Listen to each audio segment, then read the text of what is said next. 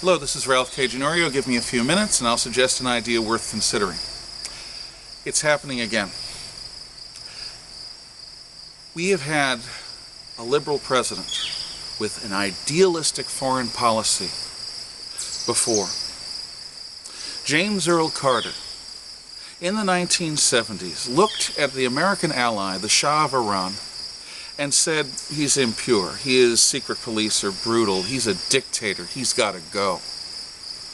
So when the insurrection against the Shah reached a critical point, President Carter denied him aid and in essence told him to go to hell because he wasn't democratic enough. The Shah of Iran was brutal, but he was also a reliable American ally who built an Iranian middle class that was westernizing,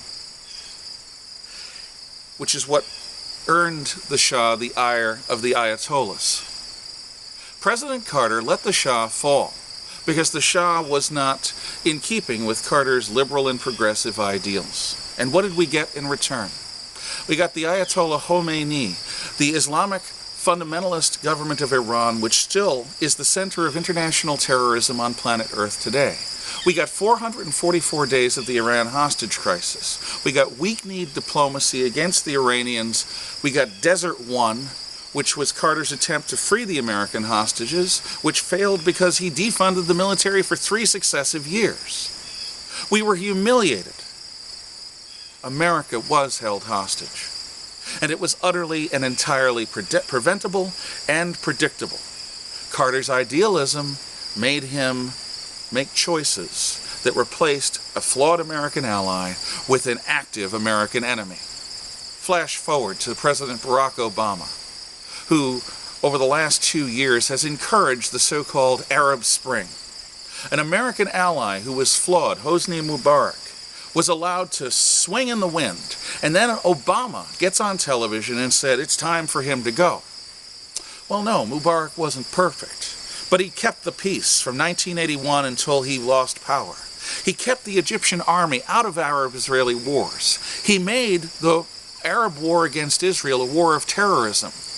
Before that, and before his predecessor, Anwar Sadat, Middle Eastern wars were real wars, fought with tank armies, but the Egyptian army was the linchpin of that. Mubarak kept the Egyptian army out of the fight. He was a reliable American ally. He was somebody that we could do business with. We let him fall. Should I say, Obama let him fall. At the same time, in the country next door, the anti-American but weak dictator Muammar Gaddafi faces an insurrection, including al-Qaeda elements.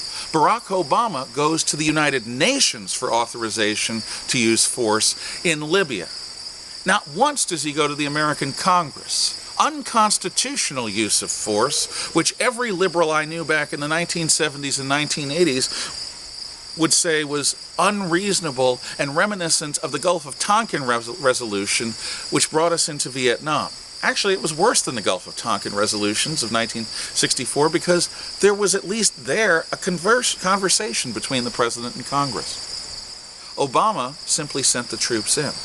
When he needed legitimacy, he said the United Nations authorized it. Since when is the American military at the beck and call of the United Nations? So we used force in Libya to overthrow an anti-American but weak dictator, not knowing what we would get in response. And we didn't try to influence the outcome in any serious way. Oh no, not at all. Nor did we try to influence the outcome in Egypt. No, not at all. Let's let democracy take its course. Well, in Egypt, the most organized force is the Islamic Brotherhood, a terrorist organization from the early 20th century wholly dedicated to the destruction of Israel and the ejection of Western, that is, American interests out of the Middle East. Flash forward to 9/11/2012. On the 11th anniversary of the terrorist atrocities that brought down the World Trade Center, rent-a-mobs lynch and murder the American ambassador at the consulate in Benghazi, Libya. The Libyan guards tell the crowds where the ambassador is. In Egypt, the Egyptian police watch as rent-a-mobs break into our embassy and tear down the American flag and burn it and replace it with an Islamist flag, shouting, "Obama, we're all Osama." Attacking consulates and embassies is nothing short of an act of war. It's American soil. Then again, it was an act of war in 1979 when Mahmoud Ahmadinejad, current president of Iran, and the other students invaded America's embassy in Tehran, Iran, and took our hostages for 444 days. Why are we letting this happen? Why are we giving our enemies every encouragement to organize against us? I have answers. But what's more important is that the comfortable, cushy, suburbanite American middle class that cannot bring themselves to admit that we're in a shooting war, a war of religions and a war of civilizations against militant Islam, need to wake up.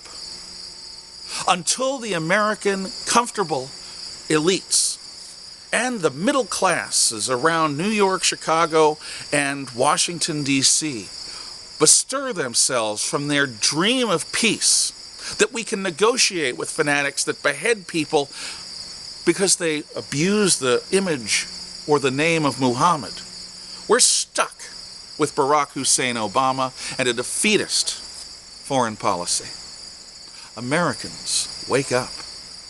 Whether you're liberal or conservative, right or left, there's a target on your head. They're coming. The caliphate is coming. And the only thing that stands between a unified Islamic world that is willing and eager to engage in jihad, religious war, to bring the entire planet under Islamic Sharia law, the only thing standing against them is us. Many Americans are asleep at the wheel.